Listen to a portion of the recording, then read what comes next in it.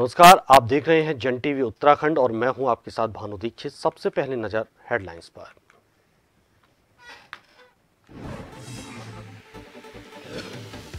लोकसभा चुनाव के नतीजों पर उत्तराखंड बीजेपी की समीक्षा बैठक। सीएम धामी और प्रदेश अध्यक्ष महेंद्र भट्ट हुए शामिल। विस्तारकों और कार्यकर्ताओं के साथ मंथन।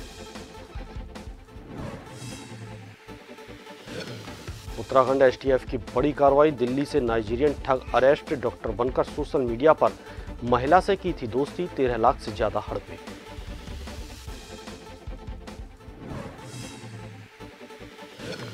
डोईवाला में रेस्टोरेंट से सांभर का मांस बरामद। वन विभाग ने भारतीय वन जीव संस्थान देहरादून भेजे सैंपल। अभियुक्त को कोर्ट में पेश कर पहुंचाया सलाखों के पीछे। गंगा दशहरा आज। घाटों पर उमड़ा आस्था का सैलाब। पवित्र नदी में लगाई डुबकी। दान पुण्य का चल रहा दौर।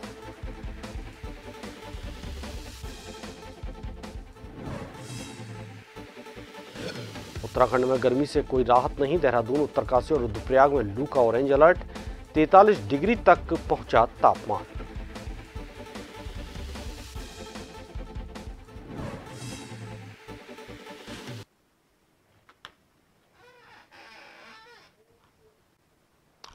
लोकसभा चुनावों की समीक्षा के लिए उत्तराखंड भाजपा ने विस्तारकों और कार्यकर्ताओं के साथ एक बैठक की, जिसमें मुख्यमंत्री पुष्कर सिंह धामी और प्रदेश अध्यक्ष महेंद्र भट्ट ने शिरकत की। लोकसभा चुनाव में बेहतर काम करने वाले विस्तारकों का आभार जताया। इसके अलावा जिन विधानसभा क्षेत्रों में पार्टी का प्रदर्शन उम्मीद के अनुसार नहीं रहा, उनमें जो भी कमियां रहीं, उन कमियों पर कार्यकर्ताओं के साथ चर्चा की गई। सीएम धामी ने कहा कि लोकसभा चुनाव में जिन कार्यकर्ताओं को जिम्मेदारी दी गई थी, उन सभी ने अपना काम पूरी मेहनत और जिम्मेदारी के साथ किया है।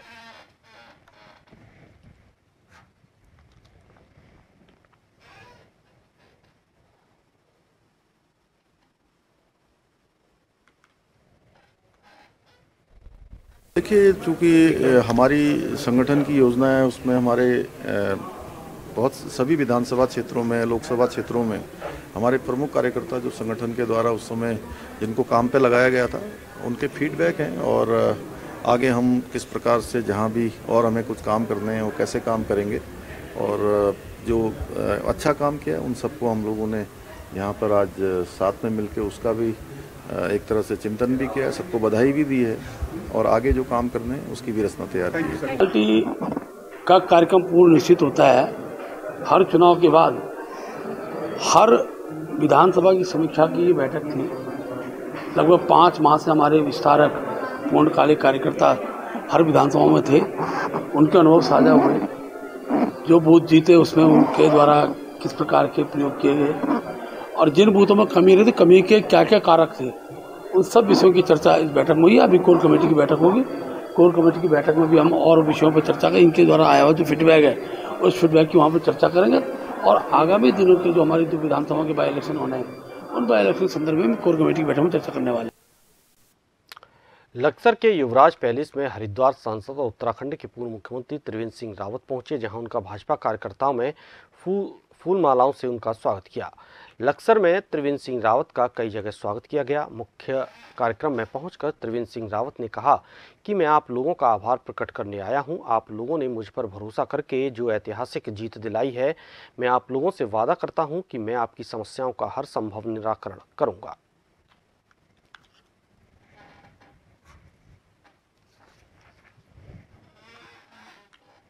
हमारे दोनों प्रत्याशियों को हम जिताने के लिए किसान मेरे पास आए थे, उन्होंने अपनी समस्याएं बताई थी। इसलिए मैंने कहा कि कोई भी किसान अगर किसी को ढंग से अवैध रूप से उनके साथ या गलत उनके साथ व्यवहार हो रहा है, हमारे जिलाधिकारी के माध्यम से मेरे पास आए थे, हम उसका समाधान करेंगे। हरिद्वार स्थित हरि सेवा आश्रम में चल रहे संत सम्मेलन में प्रतिभा करने पहुंचे योग गुरु स्वामी रामदेव ने कहा, मोदी जी ने जितने पिछले 10 सालों में काम किया है, देश के सामाजिक, आर्थिक और संस्कृति ताने बाने को उत्कृष्ट प्रदान की है। स्वामी रामदेव ने कहा कि चुनौतियां चाहे कितनी भी हों, मोदी जी के सामने उन सभी से निपटते हुए आगे बढ़ेंगे। आरएसएस के वरिष्ठ नेता इंद्रेश कुमार के बयान पर बोलते हुए कहा कि राम सबके, राष्ट्र सबका है।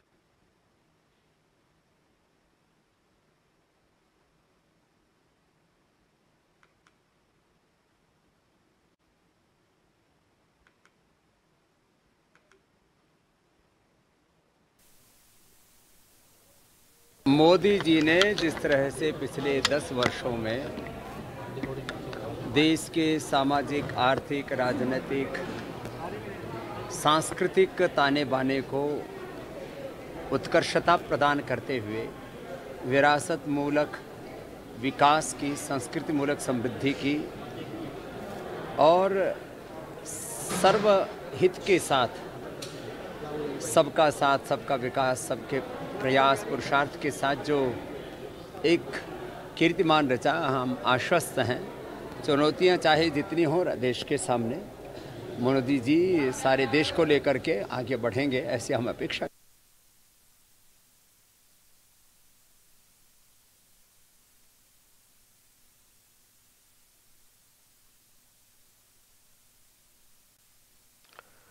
पूर्व विधायक काजी निजामुद्दीन ने शनिवार को मन्नी खेड़ी गांव का दौरा किया, जहां उन्होंने ग्रामीणों से समर्थन मांगा और ग्रामीणों ने भी उन्हें आश्वासन दिया कि इस बार भी वे उन्हें निराश नहीं करेंगे। वहीं भाजपा प्रत्याशी करतार सिंह भड़ाना को लेकर उन्होंने कहा कि वो एक बाहरी प्रत्याशी हैं और जब वो हरियाणा या राजस्थान और उत्तर प्रदेश में नहीं टिक पाए तो उत्तराखंड के मंगलौर के लोगों के बीच किस तरह से जगह बना पाएंगे। ये बात उनके सोच से परे है।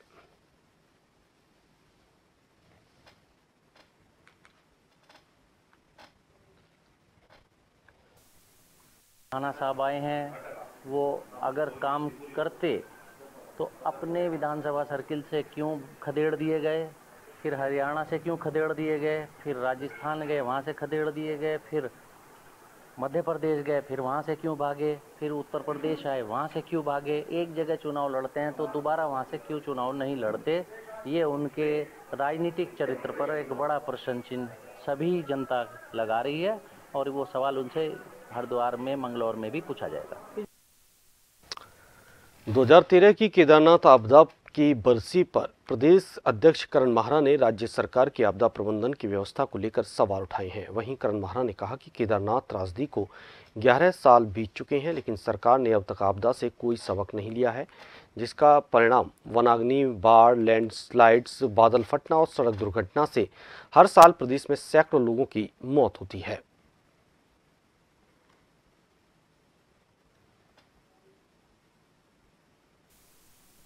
देखिए, आपदा की आज बरसी है और मैं कहने में मुझे ऑन कैमरा कोई शर्म नहीं है कि हमने कोई सबक नहीं लिया और उसके बाद से लगातार घट रही हैं घटनाएं। चाहे सोमेश्वर में अभी बादल फटने की घटना आपने देखी है, उससे पहले हरिद्वार में बाढ़ आप सबने देखी है, अभी परसों वाली घटना जिसमें 14 लोगों की जान चले गई, और वनों में जो आग लग रही है, करीब 20,000 से ज्यादा ऐसी घटनाएं पूरे प्रदेश में इधर कुछ पहलू में हुई है। 10 से ज्यादा लोगों ने जान दिया और परसों जो भयानक हादसा हुआ जिसमें 4 लोग ऐसे जल गए जैसे कोई जानवरों को जला के फेंका होगा, वो स्थितियां इस प्रदेश में हो रही है। डिजास्टर मैनेजमेंट की कोई जिम्मेदारी फिक्स नहीं हो रही। आज भी फॉरेस्ट के अधिकारियों के खिलाफ कार्रवाई हुई, लेकिन डिजास्टर मैनेजमेंट के किसी अधिकारी की अकाउंटेबिलिटी फिक्स नहीं करी गई। राज्य की भाजपा सरकारों पर गवर्नेंस में असफल रहने का आरोप लगाते हुए सीबीआई द्वारा चर्चित उद्यान घोटाले में अधिकारियों और कर्मचारियों के खिलाफ मुकदमा दर्ज किया गया। महानगर कांग्रेस कमेटी देहरादून ने राज्य सरकार का पुतला दहन करते हुए उद्यान मंत्री गणेश जोशी से इस्तीफे की मांग की। कांग्रेस कार्यकर्ताओं ने महानगर अध्यक्ष डॉक्टर जसविंदर सिंह गोगी के नेतृत्व में एशले हॉल चौक पर भाजपा सरकार का पुतला फूंका और विभागीय मंत्री गणेश जोशी का इस्तीफा मांगा।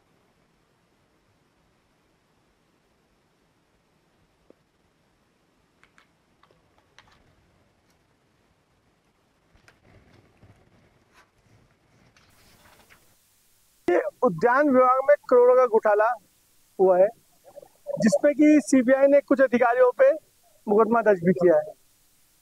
मेरा कहना है ये जो अधिकारी हैं तो बहुत छोटी मछली हैं, इसमें अगर जांच तरीके से की जाए और सही तरीके से की जाए, कहीं बड़े लोग इसमें लिप्त पाए जाएंगे।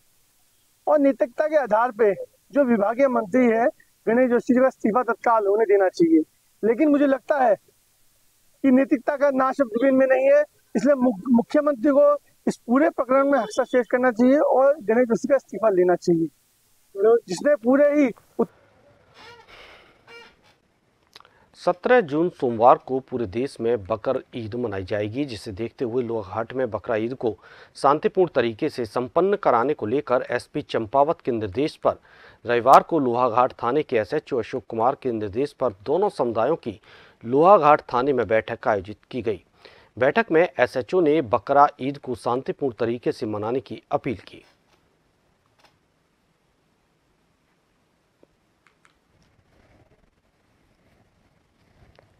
व्यापार मंडल और जो है दोनों समुदाय जो हमारे समुदाय है उनके मीटिंग रखी गई थी बकरा ईद को लेकर, और जो माननीय न्यायालय के दिशा निर्देशों का अनुपालन के लिए भी अवगत कराया गया है, ताकि हमारे यहाँ बकरा ईद जो है शांति से मनाई जा सके। जो माननीय उच्च न्यायालय ने दिशा निर्देश दिए हैं उनके आधार पर ओपन में कभी भी मतलब कुर्बानी नहीं की जाएगी। जहाँ कुर्बानी एक ही स्थल जो नियत है वहाँ पर की जाएगी। इस तरह कुर्बानी जहाँ पर भी होगी और चारों तरफ से कवर्ड होगी।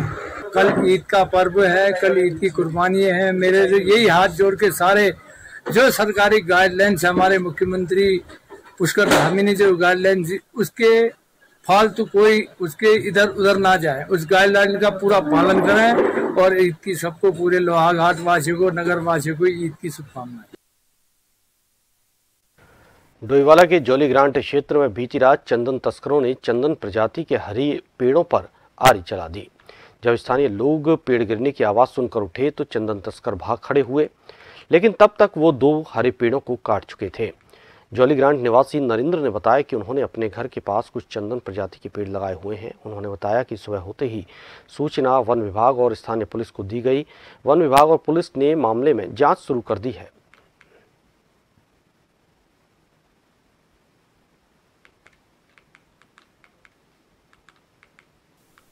दो 2:30 बजे की घटना है और रात को आए और ये कुछ पेड़ गिराए और 2-3 पेड़ गिरा दिए और कुछों पे आरी चलाई।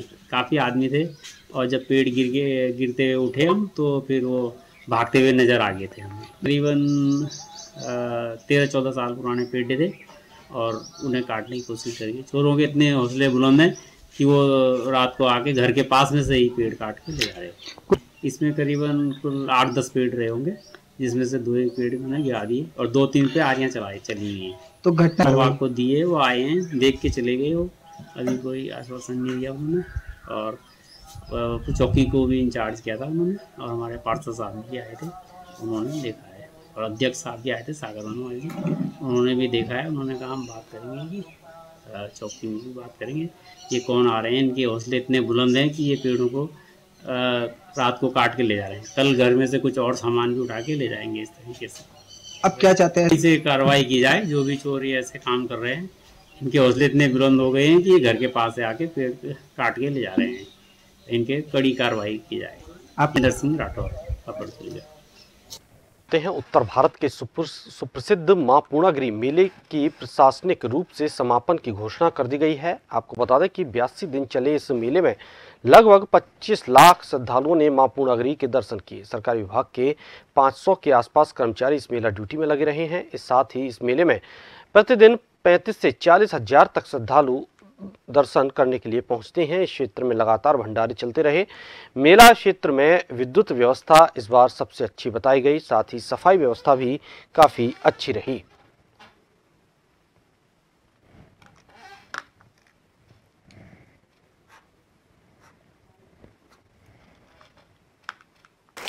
हमारा मेला 26 मार्च से चला था और 15 जून तक मेला प्रस्तावित था। आज उसकी औपचारिक रूप से घोषणा हो चुकी है। हमारे जिला पंचायत के उपाध्यक्ष ललित मोहन कुमार जी के द्वारा उसकी घोषणा की गई है। और मेला इस बार बहुत अच्छा और भव्य रूप में चला। 2010 के बाद से मेला अब 2024 में जिला पंचायत के पास आया। जैसे आपको विधि थी कि 2010 में फॉरेस्ट के एक्ट के तहत जो है जिला पंचायत से मेला हट गया था और एक मेला संचालन समिति मेले को कर दी थी माननीय उच्च न्यायालय के आदेश पे और माननीय सचिव पंचायत के आदेश पे मेला जिला पंचायत के बाद पुनः जिम्मेदारी दी गई थी।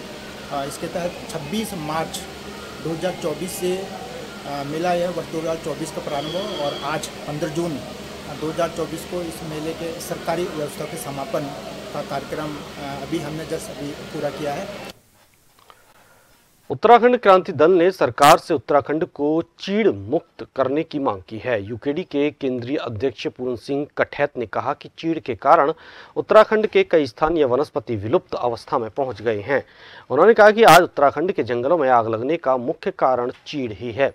जंगलों में आग लगने से कई तरह की वनस्पतियां और जीव जंतु नष्ट हो रहे हैं।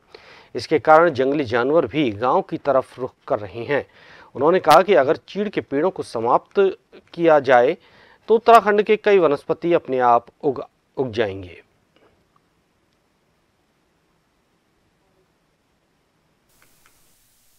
लोगों ने एनजीओ तक भी खोल रखे हैं चीड़, जैसे उत्तराखंड को चीड़ मुक्त किया जाए। मूल वनस्पतियां चीड़ की वजह से बिल्कुल समाप्त हो गई हैं। जंगली जानवरों के लिए जो उनके खाने पीने के वृक्ष थे, काफुल, बेड़ू, तिमला, किन्नौर, हिसार, ये सब उसकी, क्योंकि इनकी तो बहुत छोटे छोटे पौधे होते हैं, ये सब जो है चीड़ के नीचे, चीड़ की आग की वजह से सब खत्म हो गए। इसीलिए जंगली मनुष्य जंगली जानवर जब आग लगती, जंगली जानवर गांव की तरफ भाग रहे हैं। इसकी वजह से, चीड़ की वजह से तो भगदड़ मची एकदम। जंगली जो वनस्पतियां उनमें भी तबाह हो चुकी है। और जानवर, हम तो इंसानों के बारे में तो हमें पता चल रहा है, लेकिन कितने जानवर जल जा रहे हैं उस आग में कोई पता है। रविवार को गंगा दशहरा पर्व को लेकर लोगों में भारी उत्साह देखने को मिला। नगर में अलग अलग स्थानों पर कई सामाजिक संस्थाओं द्वारा राहगीरों को शिकंजी और शरबत का वितरण किया गया। वर्तमान में भीषण गर्मी में जहां एक ओर जनता बुरी तरह परेशान है, तो वहीं गर्मी को लेकर सामाजिक संस्थाओं द्वारा किए जा रहे इस प्रकार के कार्यक्रमों को लेकर जनता ने भी उनकी जमकर सराहना की। पुरानी तहसील चौक पर पवन जैन और उनकी सहयोगियों के द्वारा आज शिकंजी वितरण का कार्यक्रम किया गया। उन्होंने बताया कि उनके द्वारा पिछले 5 वर्षों से ये कार्यक्रम किया जा रहा है। उन्होंने कहा कि वर्तमान में भीषण गर्मी में बाजार में खरीदारी करने आ रहे लोगों को भी गर्मी के कारण काफी परेशानियों का सामना करना पड़ रहा है।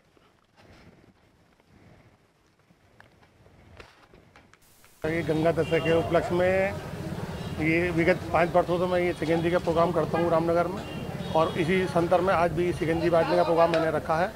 और जनता बड़े हर्षोल्लास के साथ मेरी शिकंजी पीती है। मुझे इस बात की बहुत खुशी होती है। जब शुरू साल मैंने प्रोग्राम करा तो मुझे लोगों ने कहा कि आपने बहुत अच्छा प्रोग्राम करा, तो मैंने मन बनाया कि ये जब तक मैं जिंदा रहूँगा मैं ये प्रोग्राम हर साल करता रहूँगा, और अपने इस तरह से अच्छा प्रोग्राम करने की कोशिश करता हूँ मैं। और जनता मुझे बहुत सराहना करती है, इसकी मुझे बहुत अच्छा लगता है। मुझे विश्व प्रसिद्ध गंगोत्री धाम में मां गंगा दशहरा के पावन पर्व पर आयोजन हुआ। आरती स्थल घाट पर राजा भगीरथी की डोली के साथ मां भगवती गंगे की पूजा अर्चना हुई, जिसमें स्थानीय देवडोली और हजारों की संख्या में गंगा भक्त मौजूद रहे। गंगा पुरोहित सभा की ओर से स्नान घाट पर सभी व्यवस्था की गई।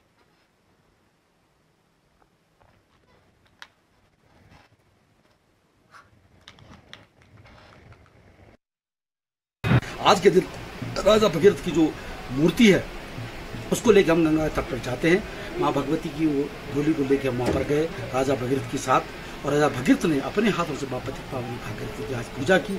जो के दिन, आज के दिन माँ गंगा में आके स्नान करता है, ऐसा माना जाता है जो 10 पाप जिनका निवारण नहीं हो सकता है, आज के दिन स्नान करने से उससे मुक्ति और भक्ति की प्राप्ति होती है।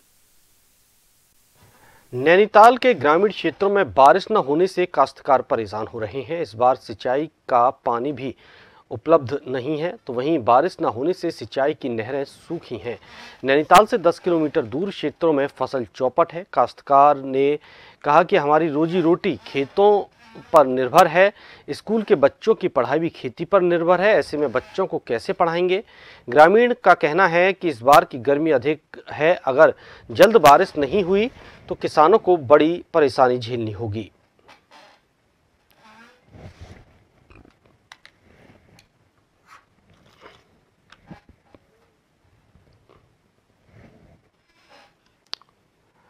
वर्तमान में साइबर अपराधी आम जनता की गाढ़ी कमाई हड़पने के लिए अपराध के नए नए तरीके अपनाकर धोखाधड़ी कर रहे हैं। उत्तराखंड एसटीएफ ने ऐसे ही एक नाइजीरियन ठग को दिल्ली से गिरफ्तार किया है। कुछ दिन पहले cyber crime police station Uttarakhand को देहरादून निवासी एक महिला ने बताया कि फेसबुक और व्हाट्सएप के माध्यम से संपर्क किया और अपने आप को अमेरिका का गायनोलॉजिस्ट डॉक्टर बताकर दोस्ती की। इसके कुछ दिन बाद महंगे गिफ्ट और 25,000 अमेरिकी डॉलर को पार्सल से भेजने का प्रलोभन दिया। उसके बाद दिल्ली कस्टम विभाग का अधिकारी बनकर गिफ्ट और पैसों को प्राप्त करने के लिए विभिन्न खातों में करीब 13,61,700 रुपये हड़प लिए।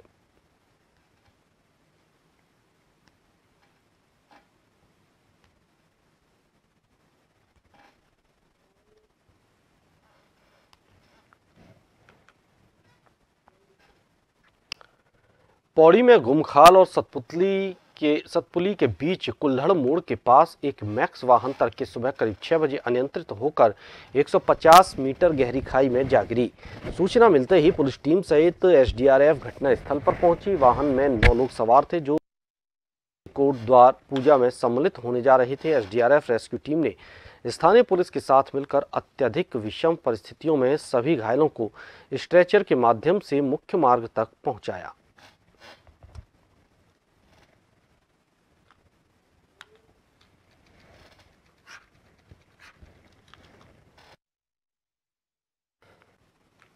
उत्तराखंड के रामनगर में एक कार सड़क के 300 मीटर नीचे खाई में जा गिरी। गाड़ी में सवार लोगों की चीख पुकार सुनकर आसपास के लोग मौके पर पहुंचे और उन्होंने सभी घायलों को गाड़ी से बाहर निकालकर रामनगर के सरकारी अस्पताल में उपचार के लिए पहुंचाया, जहां चिकित्सकों ने 2 बच्चों समेत 6 घायल लोगों को अस्पताल में भर्ती कराया।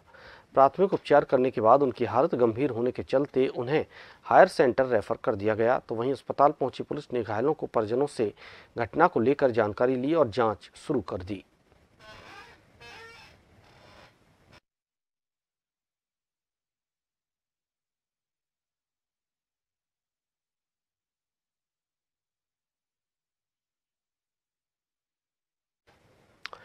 डोईवाला लच्छीवाला रेंज के अंतर्गत डोईवाला के समीप केशवपुरी में एक रेस्टोरेंट में संदिग्ध मांस की शिकायत पर रेस्टोरेंट संचालक सनी थापा के रेस्टोरेंट में उनके डीप फ्रीजर की गहनता से जांच करने पर उसमें काली पॉलीथिन में सांभर का कटा हुआ मांस बरामद किया गया। मांस का सैंपल जांच हेतु भारतीय वन्य जीव संस्थान देहरादून भेजे गए और अभियुक्त को न्यायालय में पेश कर जेल भेज दिया गया है।